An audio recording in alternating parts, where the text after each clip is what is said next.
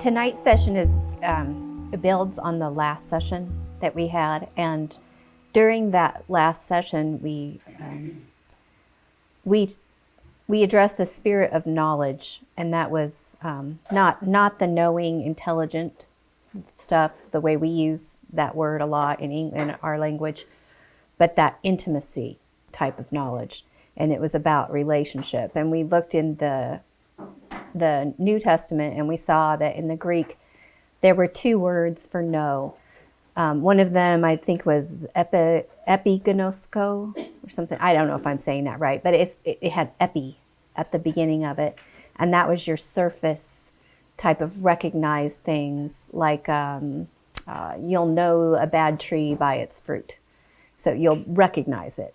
You're not going to have an intimate relationship with it. You're going to look and recognize that by the surface, and that's what that epi, like epidermis, it's the outer layer. And then the other word for know was without the epi on the front, I think gnosko or something like that. And that was the experiential type of know. And that's the kind of know that's used when he said, I never knew you.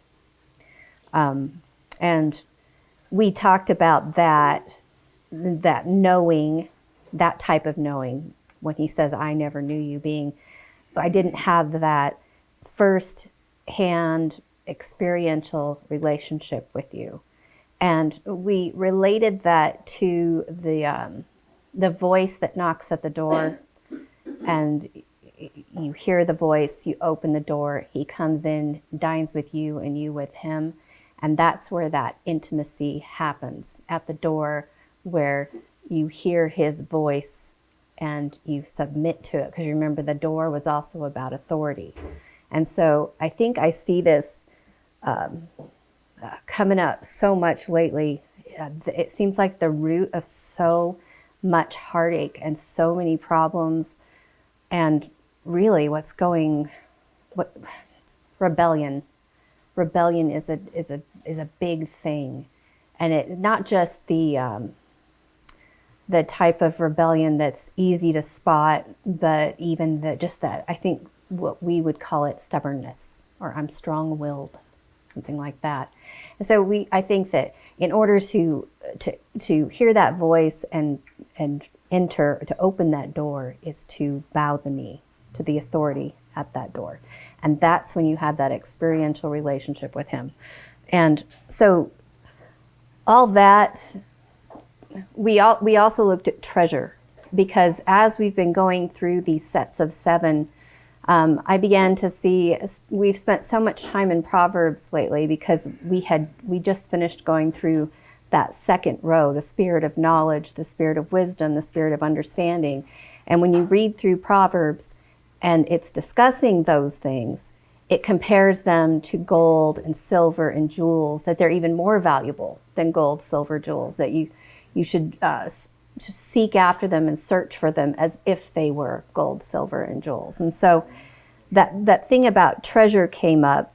And at the end, I kind of fast forwarded through some concepts. And I think I want to pick up where I left off with the end. I said something like, as we moved through these sets of 7 on our template, and I was seeing all this reference to treasures, that the commandments are to treasure, and the Torah is a treasure, and testimonies, and the precepts, and the Spirit, that I began to see these things as being what adorns the bride. And I was looking at the menorah, and I thought, this looks like a 3-tiered necklace that adorns the bride, and it has all these fruits on it, and those are those jewels of all those gifts that he's given us. And this week I wanted to focus on one type of ornament in particular, and that would be the Moedim, or the feast days, because that is our next set of 7s on our pattern, if you're following along on the back of your book, if you have it. And when I ended, I said that this time, we're going to look at the feast, the Moedim, as part of the eternal treasures that adorn the bride. And we even read in Revelation when he says, "I'll show you the bride," and you see the city, Jerusalem, descending, and it's just a description of gold and silver, and it lists all the jewels. That is a description of that bride adorned with all that those valuable things. And then the last thing I said was that the appointed times, the feast days, the Moedim, are our times, our dates to dine with him and he with us. These are our opportunities to be experientially known.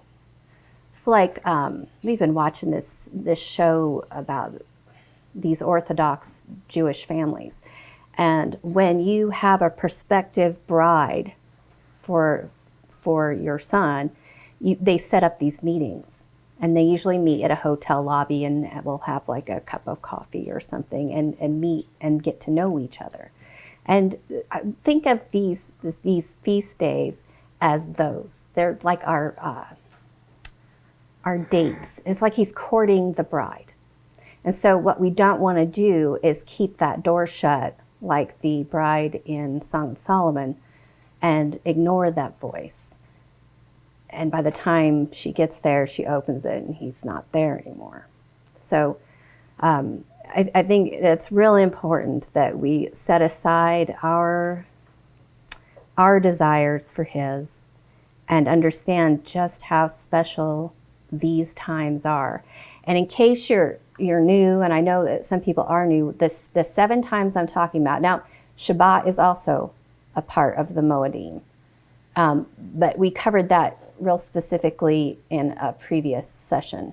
So when we move forward, we'll be discussing Passover, unleavened bread, first fruits, Shavuot or Pentecost. You probably are more familiar with that term.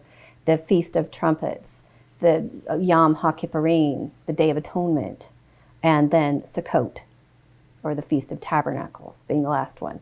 I know that right now we're some people are celebrating Hanukkah.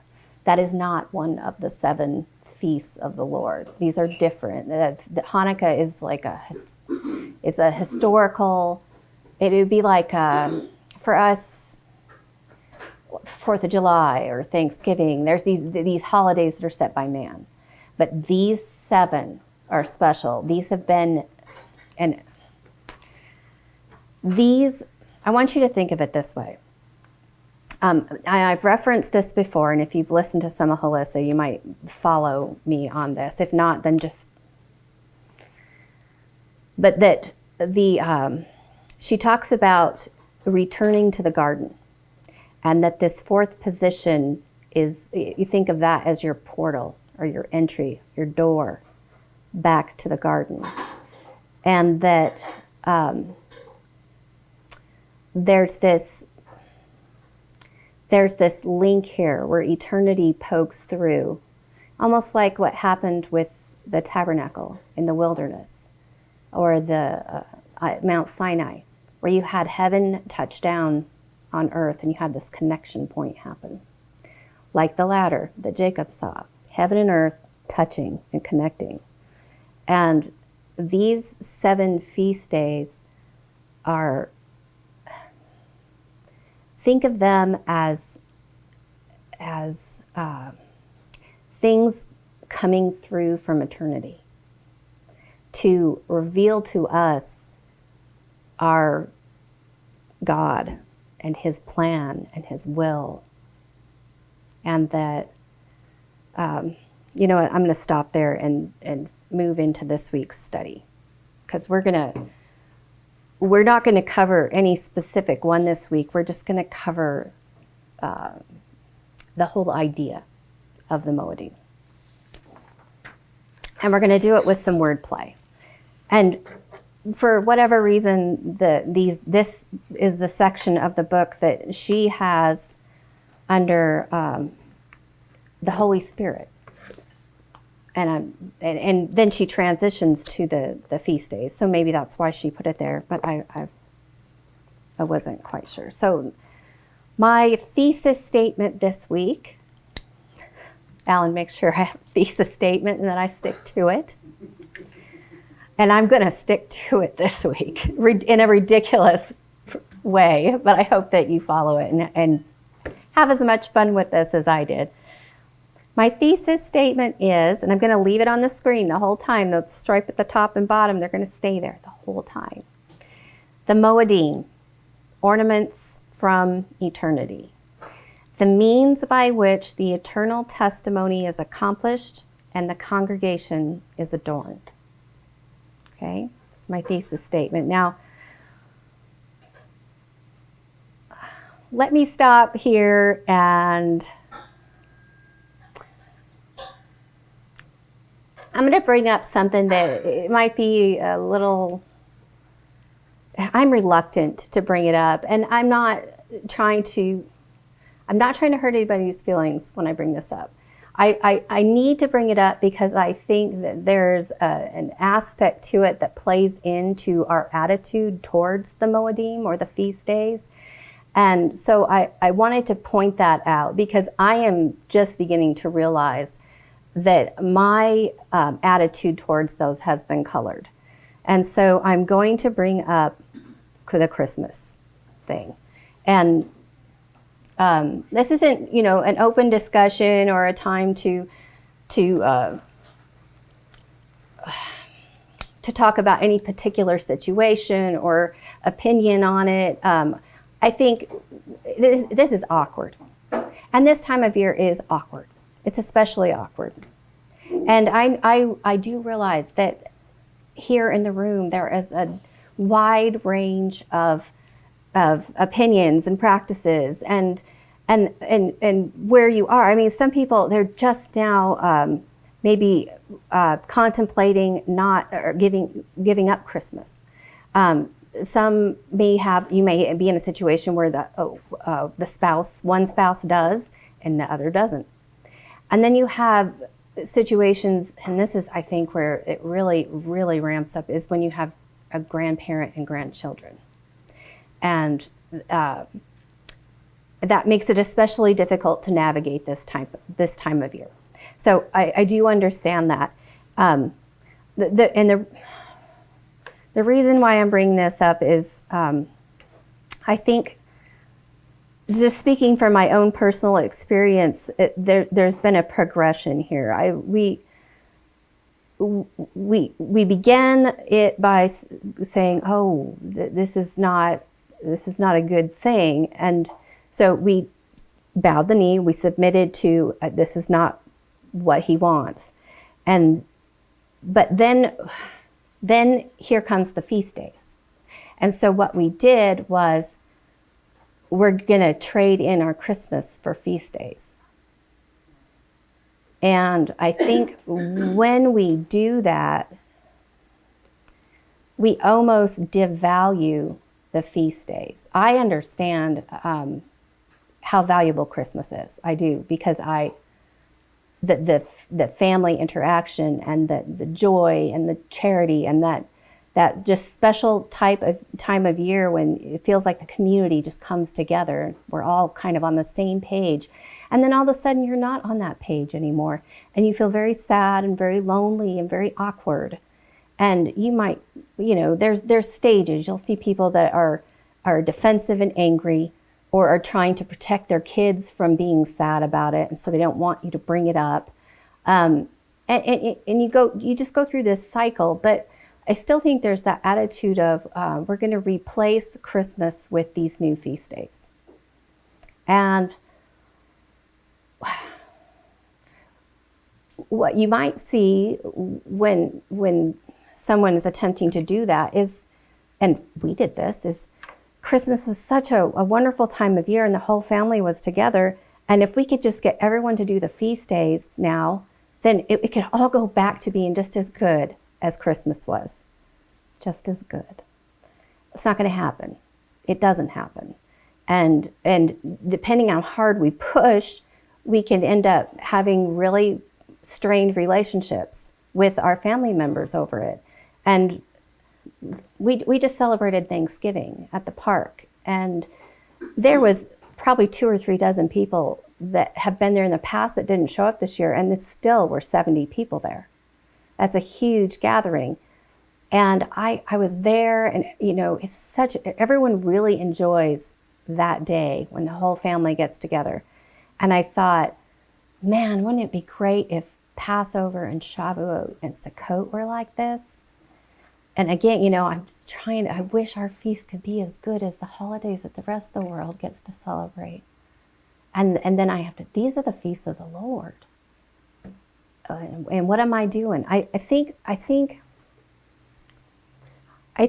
what having celebrated Christmas does in terms of the way you approach the feast days is it's conditioned us to value the temporal relationships of this world over the relationship with our Creator. And it's taught us to value, I'm going to call them trinkets of Babylon, over the jewels that are coming from eternity. And I think we see that as Christmas becomes more and more commercialized, that we see, this is the merchants' holiday. I mean, Black Friday is about the merchants getting out of the red. So, and we see that trend. The difficult thing is the family part of it, and I understand that. And I'm not here to be your Grinch or to convince you of anything, because that's something you work out on your own. But I just want us to maybe, remember when we talked about the hand and I had you look at your hand and then I told you that's not actually a hand. That is a representation of a hand. God is the one who actually has a hand. You just have an image of it. I want you to try and flip the script like that on these Moedim. Don't even compare them. It's apples and oranges. Don't compare them to Christmas and Easter. They're something completely different. And I want us to see them as treasures that have been passed through to us from eternity, and they speak to God's heart and His plan and His will, and they form this grand template for how salvation and judgment and restoration will be accomplished. So even when we get there and we understand, when we see how, when we look at the feast days and we see, Passover, the crucifixion, unleavened bread, buried, first fruits, raised, Pentecost, Acts, what happened in Acts, and we start to see, and then He comes back on trumpets. He comes back with the sound of a trumpet. And we start to see that, the feasts, they line up with not only the events that have happened, but these events that we're trying to understand that are still in the future. And then we start to think of, this is my code book. These feasts, if I find out everything I can about these feasts, I'm going to crack the code and figure out what Revelation's all about. So I'm, in the right place at the right time and save myself. And that's even not quite the right way to approach them. There are dates with the groom. Yes, Evan. This might be a bit late for this question, but because we don't do Christmas, we don't do Easter, we don't do Halloween, but what about Thanksgiving or 4th of July? Where is the dividing line between those? That's a great question, because each family decides what they're going. I am reluctant to say what we do specifically and why, because it's not my decision to make for anybody else. That's up to you and your family to decide how to go about that. There are families that don't even celebrate birthdays because they see paganism in there. We have based our decision on the amount of paganism pagan practices that have been incorporated into certain holidays. And that, you take each one as it goes, and then you learn and modify over time as you can. There's some people celebrate Hanukkah and some people don't, and it's a great replacement for Christmas, which is, I think, why some people don't, because they feel like, what we're doing is we're still doing Christmas, we're just doing it with a different shaped tree. Did that answer your question, Evan, or not quite? Yes. Okay. No, I think that was a good question. You addressed it correctly. I think Thanksgiving doesn't really have pagan roots. It's just It's a harvest. basically a harvest festival that is specifically about the pilgrims giving thanks to God for provision. I think that. No, not necessarily. It's, the 4th of July is just a celebration of victory over your enemy. It's really no different than, Hanukkah is quite different because it has a strong religious aspect, but Hanukkah does have an element of overcoming your enemy. It's a celebration of the Hebrews over the Greeks, but it does have strong religious overtones because the Greeks desecrated the temple and they reestablished the temple, and there has a lot of strong rededication elements. But there are a lot of cultural festivals, which Hanukkah is a cultural festival, which are not pagan at all and are totally, use your own discretion. It's just time to get together with family, enjoy each other's company and whatnot. But there are certain holidays, they're not even really holidays because it's a holy day. Easter, Christmas, Halloween, those clearly have pagan elements that are not lining up with the Bible at all. So you got to use your own discretion, but that's a good question, Evan. Sorry, Angela, we didn't mean to derail you. Well, now let's go back to, my reason for saying that was so that we understand that these are not replacements for other holidays. These are something completely different, and they're eternal, and these are our dates to get to know our groom.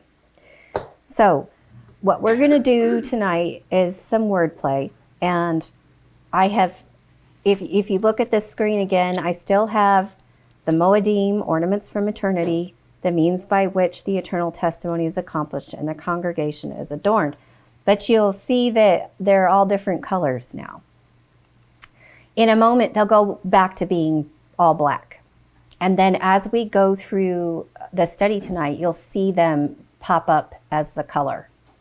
I color-coded the study. And the whole thing is going to revolve around these two Hebrew letters right here. We have an ayin and a dalet. And what we'll do throughout the night is I'll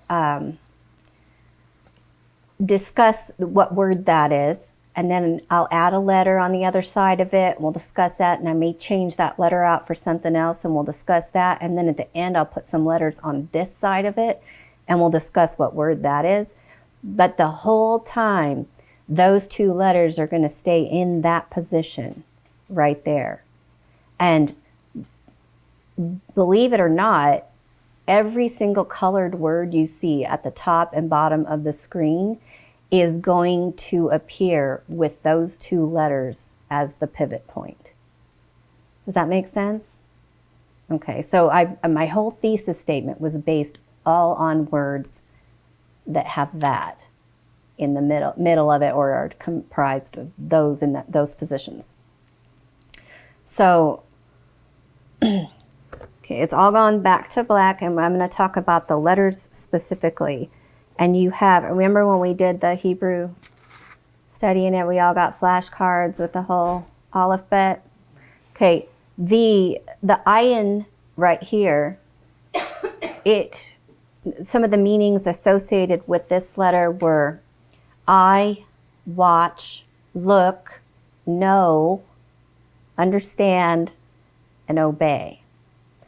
And then our dalet letter, some of the concepts associated with it were door, entrance, through, and move. And there was that in and out motion. Think about a door swinging back and forth on the hinges, in and out. And that's why the door in the fourth position, the things moving from in and out of eternity, that, Yeshua is the door. And we covered that when I spent 2 whole sessions talking about authority and the door. So what I want to do now is, that in and out motion between here and eternity, or here and the garden, where mankind was originally placed to fellowship with his Creator, right? Okay, in the garden. So now what we're going to do is add this letter to the end. And if you remember, the letter Nun was the letter that meant fish, heir, offspring, continue. There was that element of eternal life. If you were here for I think it was the Joshua study when we saw the backwards noon, the noon brackets in the book of Numbers, and that what was in between those we saw as like a fish jumping out of eternal life. And so if you take this knowing the door and you put that eternal or eternity idea onto it, knowing the door to eternity, does anyone know what word that is? Okay, that is Eden. That's what that says. So to know the door to eternity, Eden. In John 10:19, he says, I am the door. If anyone enters by me, he will be saved. He will go in and out and find pasture. I am the good shepherd. I know my sheep and am known by my own.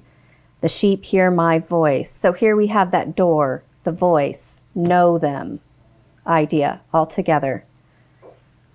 Now, if we take the noon off and we go back to our original letters, ayin and dalet, we have the word perpetuity. It's translated as continually, eternal, forever.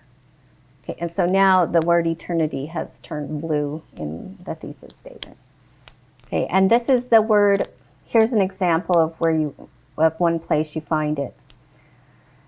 For thus says the high and lofty one who inhabits eternity, whose name is holy. I dwell in the high and holy place, with him who has a contrite and humble spirit, to revive the spirit of the humble and revive the heart of the contrite ones. I wanted to look up the Strongs. I think we're just running along with 5703, 5704, and 5705. These are all just the ayin and the dalet next to each other.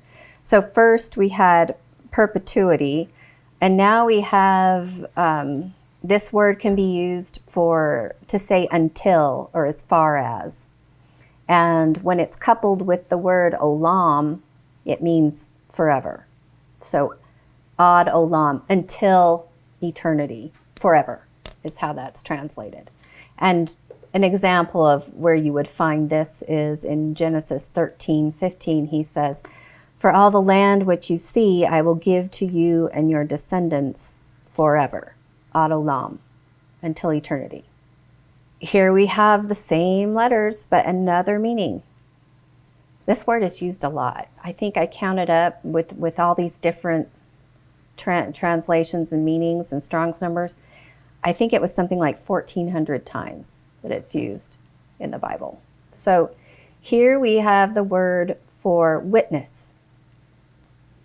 Like in Deuteronomy 31:19, when he says, now then, write this song for yourselves, Song of Moses, and teach it to the sons of Israel. Put it on their lips so that this song may be a witness for me against the sons of Israel.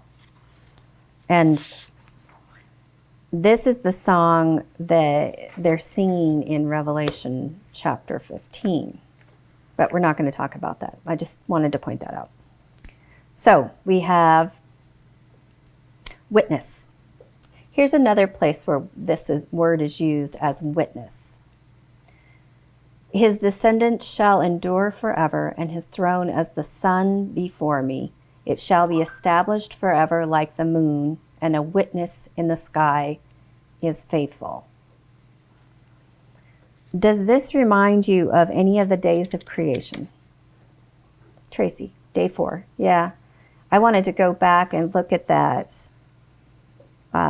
Day 4. Here you have the sun, the moon, and you might say, well, where are the stars? But if you'll remember, when we went over day 4, we spotted the chiasm there, where he talks about the 2 lights, the great light and the lesser light, the sun and the moon, and that they were there for signs and Moedim. And that in the center of this, if you followed in the chiasm being when you have a pattern of the same thing out here, and then you move in and these match, and then these match. And so in the center of these matching pairs, the orange, the yellow, the green, he talks about he made the stars also. And those are the descendants. I will make your descendants as the stars of the sky. And so you have, now you go back to what we just read, his descendants, there's the stars, shall endure forever, and his throne as the sun. So the sun, the moon, and the stars are witnesses of the Moedim, and the timing for them is determined by the sun and the moon, and possibly even the stars. There's a theory about the Virgo constellation, not Virgo, Bethula, I think we would call her, and the barley harvest having something to do with what she's holding in her hand. This is the same word that is used in when he says that you have at the mouth of 2 witnesses or the mouth of 3 witnesses, a matter shall be established. So we at least have the 2, the sun and the moon, and possibly even the stars. So consider the 7 assemblies in Revelation, those 7 churches, but we're calling them assemblies now. Consider those as the 7 appointed times, determined by the faithful witnesses in the sky for the congregation to assemble. Okay, and if those are the times for the congregation to assemble, we're going to take that and add a hey on it now. So here, when we had odd, we had the word for eternal and witness, and now we're adding a hey onto the end, and now we have the word for congregation or assembly. Like when he says in Psalms, remember your congregation which you purchased of old, which you have redeemed to be the tribe of your inheritance. So, in addition to congregation, spelled the exact same way, this also means adorn. Okay, do you see how many words have lit up now? Okay, congregation, adorn, eternal, witnesses. This is used in Isaiah. And now we're going to start talking about that bride. I will rejoice greatly in the Lord. My soul will be joyful in my God, for he has clothed me with garments of salvation. He has wrapped me with a robe of righteousness. As a groom puts on a turban, and as a bride adorns herself with jewels. For as the earth produces its sprouts, and as a garden causes things sown in it to spring up, so the Lord will cause righteousness and praise to spring up before the nations. The groom and the bride, the turban and the jewels, salvation and righteousness. See these couples here that are going together? So now I would like to replace the hey with a yod. Okay? And now we have the word that means ornaments. Maybe this doesn't need to be said, but I think for a while, it took me a while to really get this embedded in my head, was that we are Israel. I think growing up, when I would read, when I'd sit there in church and I'd go back and flip back to Isaiah or something and read these, I was Israel, those people, those people that came out of Egypt, those people. We are Israel. You are Israel. When you read in the prophets and it's talking to Israel, it is talking to you. You want to identify as Israel. Now, Israel is stiff-necked and rebellious. They're an obstinate people, and we know that better than anybody because, but we are Israel. So make sure that when you're reading about Israel that you identify as that group. Not in the wilderness, the Israelites were stripped of their ornaments, of their adi. So I want to back up and look at the events that caused that to happen. And because it has to do with a man-made feast day and not knowing. When the Israelites left Egypt, they brought treasure with them. What did they do with that treasure? They formed it into an idol. They took off their earrings, handed it to Aaron, and Aaron used that treasure, that plunder from Egypt, to make their own feast in honor of the God who had delivered them from Egypt. And you'll say, oh, they made a golden calf. But now you're just taking it too far, telling us that they made their own feast. Let's read it. Maybe you didn't notice it. This is when later on when they're going to lose their jewelry. And we'll come back to this verse. In fact, they're in trouble. We'll come back and show this verse a little bit later. But let's see what got them in trouble. So Moses has gone up on the mountain. The people assemble around Aaron and say, "Come, let us make a God who will go before us. For this Moses, the man who brought us up from the land of Egypt, we do not know what happened to him." Now, you just put the comma in a different spot here. This Moses, we do not know what happened to him. And that, put yourself in the spot of Israel. Did anybody else lose them? Well, okay. Oh, did it go offline? Oh, there you are. Yeah, we lost you. Aw, I was just starting to make sense. I'm just kidding. I never make sense. No, okay. We're talking about the golden calf, that later they're going to get stripped of their ornaments, and we're seeing why that happened to them, because now we've moved on to this word, adi, which means ornament. So we were saying how they do not know this Moses. What happened to him? Well, isn't that kind of where we were 10 years ago? Who's this Moses? We don't know him. The law, Moses. Well, what if I put a comma here? There's no commas in Hebrew. That's the translator. What if I, as the translator, decided to put the comma there?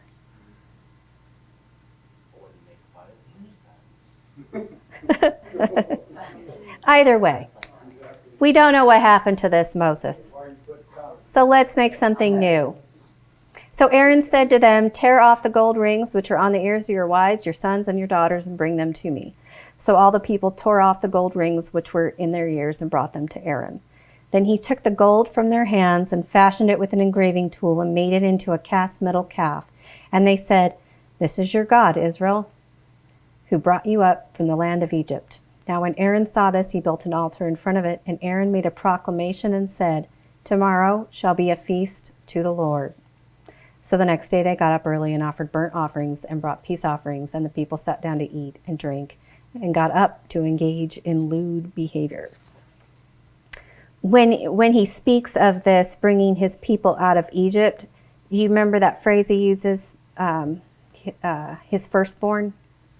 This plunder that they took from Egypt, all that gold and silver, the stuff that's pretty to our eyes. We value those in this world, but what's valuable in the eyes of God? What did he plunder from Egypt? The people plundered the gold and silver of the Egyptians, but what did God plunder Egypt of? His treasure. He took his people. Yeah, his people, though that is his treasure. Okay, that Israel buried in the field that they talked about last time, he took that out of Egypt. So Egypt got plundered of that. When he brings his treasure, his people out of Egypt, what do they do with themselves? It's a long history of idolatry and declaring their own feasts, their own appointed times in honor of this God who has delivered them. So nothing's really changed. They keep doing this. You can see them do it right here in the wilderness, and that would be like the seed of understanding that every time they do it again. And you hear in the prophets, when they're talking to Israel, they've done it again. And then here we are, Israel, and we've done it again. We just keep going. Question from Evan. Evan, and then Well, I was going to say that did God or Moses tell the people to take gold from Egypt? he did. He said, ask them for it and they'll give it to you. You seem to be making the point that they shouldn't have done it. No, it's what they did with the silver and gold. You can have silver and gold. Yeah, You just can't worship it. yeah. And when they misused it, then they got it taken away. Did Lori have something to say? I think so. Okay. Well, I'm Can I say noticing. something? Yeah, Lori's going to go and then Tracy. Okay, where it says tomorrow shall be a feast to the Lord being capitalized, so that would be the word Yahweh there, right? Mm-hmm. So this isn't just idolatry as in worshiping a pagan god. This is worshiping a pagan god in the name of Yahweh. It's like a total offense to him. They didn't make a new God. Yeah, They were doing this for the God that brought them out of Egypt. Yeah. that's crazy. This is worshiping It's what we Yahweh in your own way. Yes. That's what. And That's the whole problem, and I think we've been talking about that for like a decade now. Mm-hmm. That is the archetype of all idolatry. It's not necessarily about inventing some god or bowing down to some foreign god. It's serving the Lord our God in whatever way we feel best about. that's the kind of idolatry that when it talks about judgment for idolatry all throughout the Bible, it's that kind. It's not so much that you see him going around and judging nations that have completely made something up. And I mean, why it's is that? almost like he Okay, so laughs the key at it. Why would question you do is- that? I'm sorry, Tracy, to be stepping on you. The key question here is, why is that so important? I mean, there's worshiping God in the way that he says that he should be worshiped. There's worshiping false gods, however they want to be worshiped. They're not going to tell you. You can make up whatever you want. But then there's this mixed thing where you're taking things that you come up with in your own mind, things that you read about in history, just worshiping Yehovah, the God of heaven, making up your own way to do it. What's the danger there? Why would that bother him more than you just going and worshiping some foreign god? Because it's his name. Well, Well- what's coming to my mind is, say my neighbor is Buddhist. They worship Buddha, right? I have I that guess. straight. Okay. So it's like creating Buddha and then just saying, well, I'm worshiping Buddha, or creating a Buddha and saying, this is Yahweh. That's kind of. Yeah, I think that's super critical. I think one of the other, most important things is it creates confusion. Because making up your own God, yeah, I mean, when you worship this God of heaven using something that you created in your own mind, you're not worshiping the God of heaven anymore. You're worshiping a figment of your own imagination. The problem is that here's the biggest problem. Everyone around you can see you doing it. And you are taking his name in vain, as Tracy and I have talked about in the past. You are giving testimony to the people around you, your family members, your friends, the society at large. This is Yehovah, and this is how you worship him. You are taking his name in vain and being a false witness. That's worse. That's why Jesus says, I wish that you were hot or cold. But because you're lukewarm, mixing hot and cold, I will vomit you out of my mouth. That's the worst thing, when his people mix his ways with other ways and form something new. It's not the worship of God. It's just not. And he You is can let really, Tracy really go. bothered by it. Were you going to say something, Tammy? Tracy was. Okay, Tracy's going, and then Tammy. Sorry, Tracy. That's okay. I just wanted to propose something here in regards to these ornaments because this is the same type of words used sometimes regarding brides, chosen brides. So the groom or his representative will go and select this woman to be a bride, and if she agrees, he puts ornaments on her of gold and earring and whatnot. And so I was just thinking about the Exodus and how he told them to take these ornaments from the Egyptians, and perhaps this is what that represented, was that because there were so many of them, that these were like their wedding ornaments. And we see in Ezekiel 16, Yehovah talking about Jerusalem in the same way, that he's saying, I decked you with ornaments. It's the same word Angie's talking about. I put bracelets upon your hands, a chain on your neck. You were supposed to be mine, but you went and played the harlot. So if that is the case, then they're even taking these ornaments that they were adorned with, that he gave them to show that they belong to him, and they're molding them and making them into something else and worshiping him in a way that he did not prescribe. And if that coincides with Ezekiel 16, that is what they're doing here, they're playing the harlot. So we don't think of it that way because we think, well, I'm doing it for God. But that is what he hates. He doesn't want you to do these things for him when that's not what he asked you to do.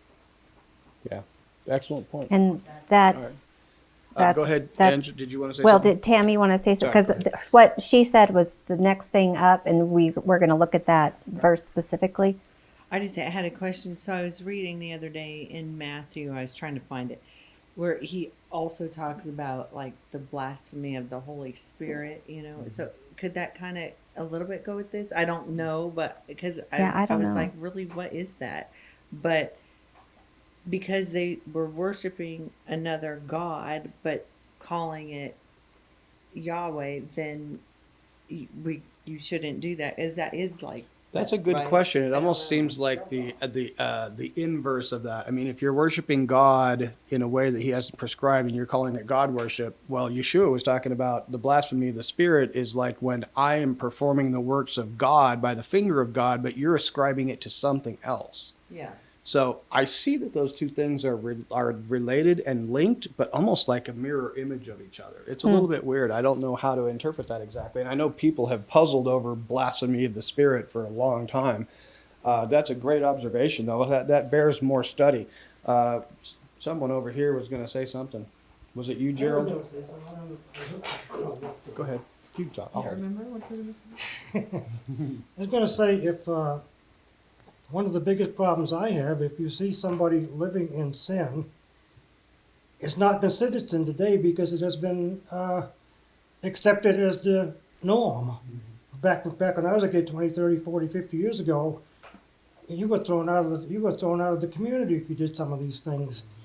But and these people call themselves Christians, and if you say something to them, they turn on you like a rabid dog and accuse you of judging them.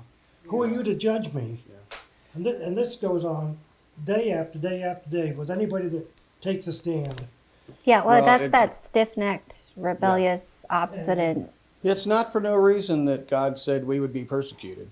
It hasn't felt like that to us. Because unfortunately, and this is something we may need to consider, we've been going along to get along.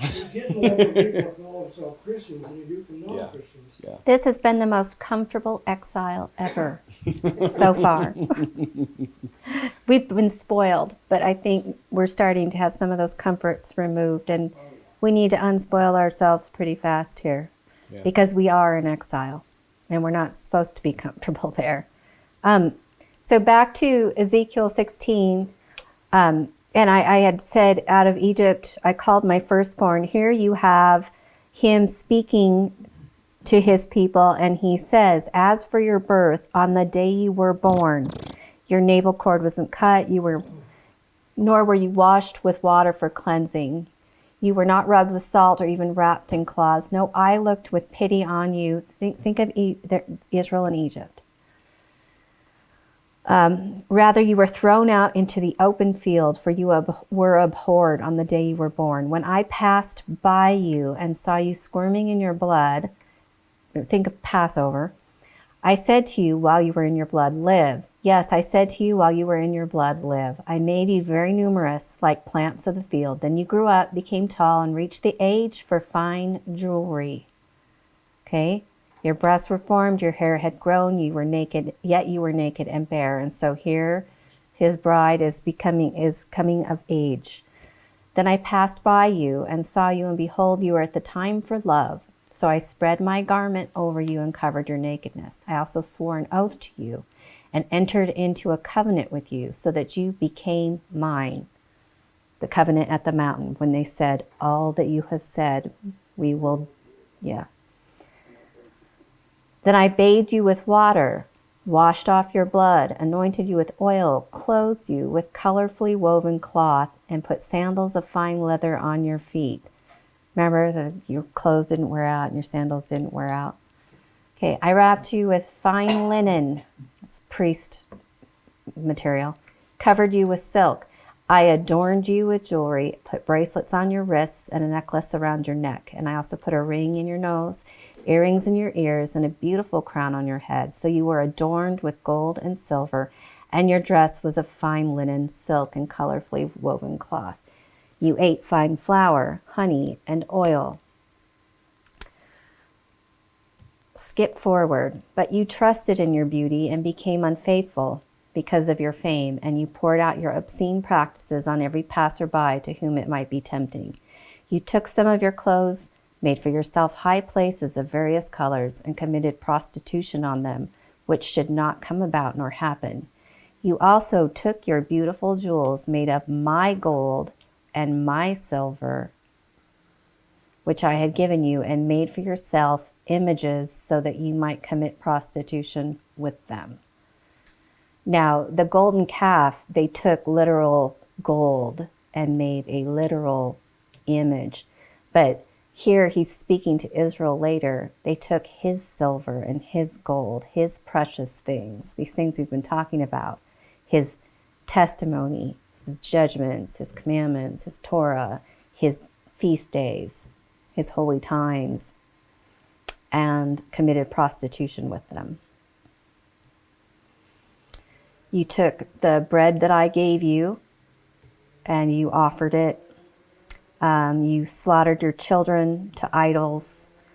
You did not remember the days of your youth when you were naked and bare and squirming in your blood. And I think, I just really hope we're finally, after going through these cycles of being blessed and then rebelling against his ways, and then being exiled, and then being brought back, and being blessed, and rebelling, and being exiled.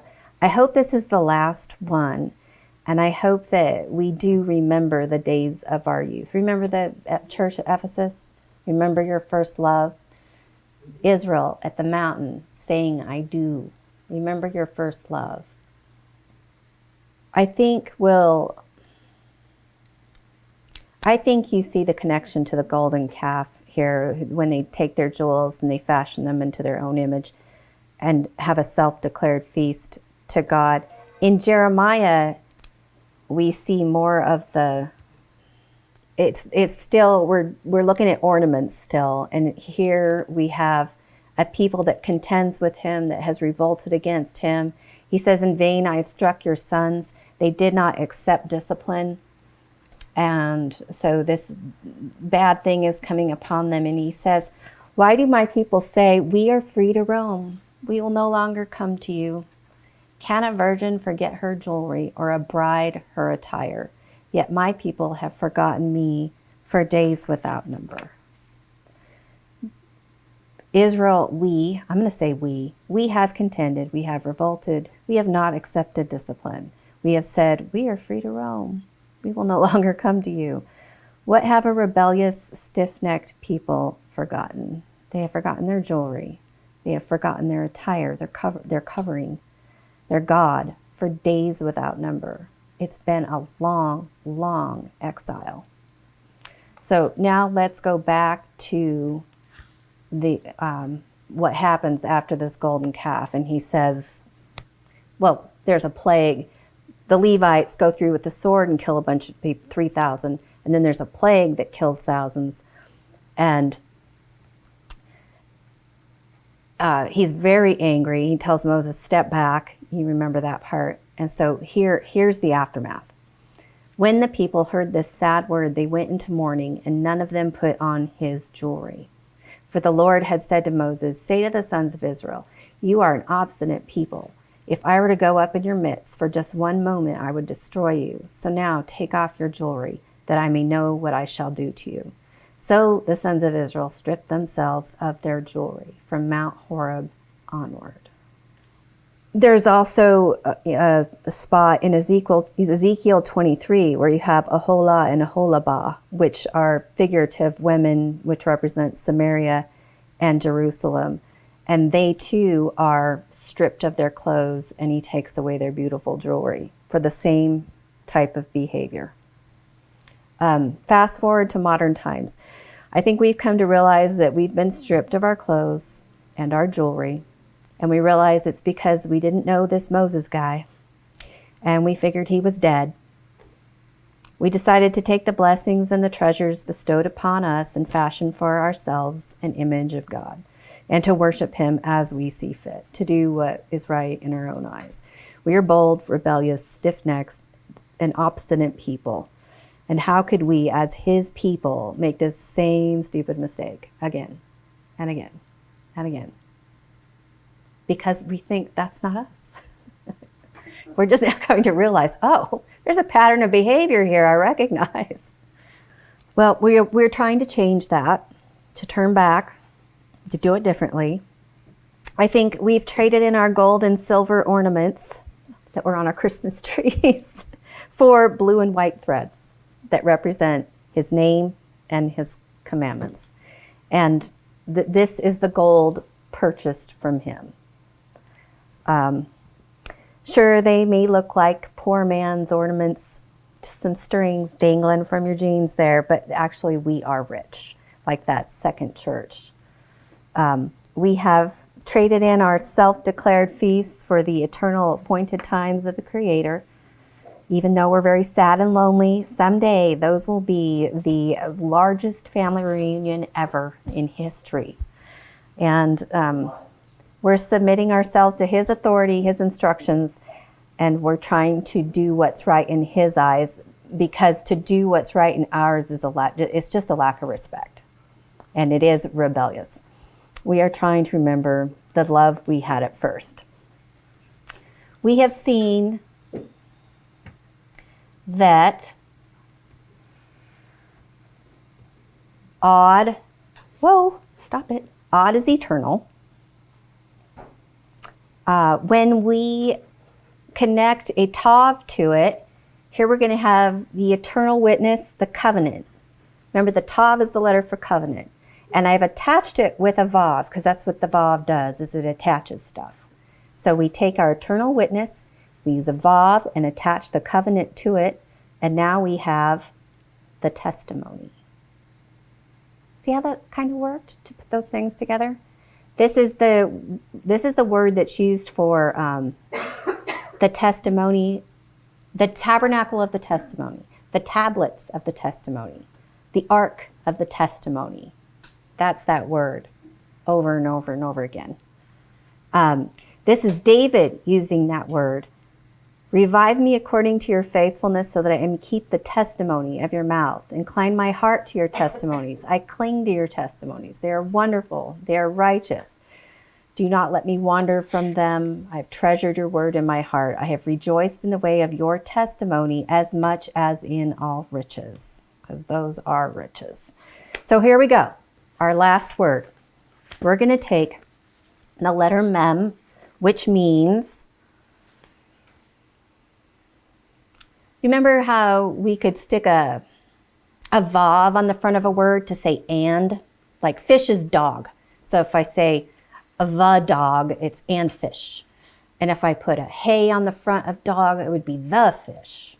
So The mem is one of those things that you attach on the front of a word to add a preposition.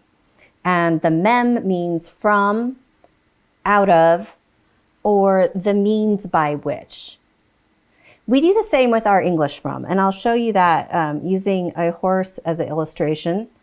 Okay, so this idea of having from, out of, and the means by which, all wrapped up in that.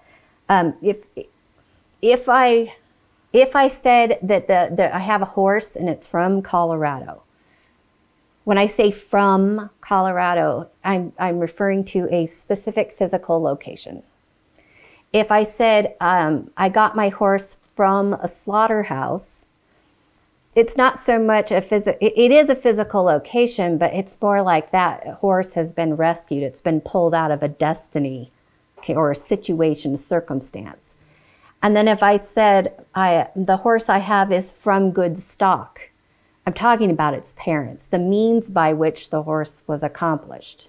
Okay, so that I wanted you to see that how the mem can mean that from, like I came from the backyard, or the means by which something is accomplished. Because now if you'll look at most of our thesis statement is lit up now. The means by which the eternal testimony is accomplished and the congregation is adorned. See how all those words that we were looking at came together there? So I'm going to take the mem and I'm going to put it in front of those two letters we've been looking at all night, and I'm going to attach it with a vav. And I'm going to give you a clue what that word's going to be.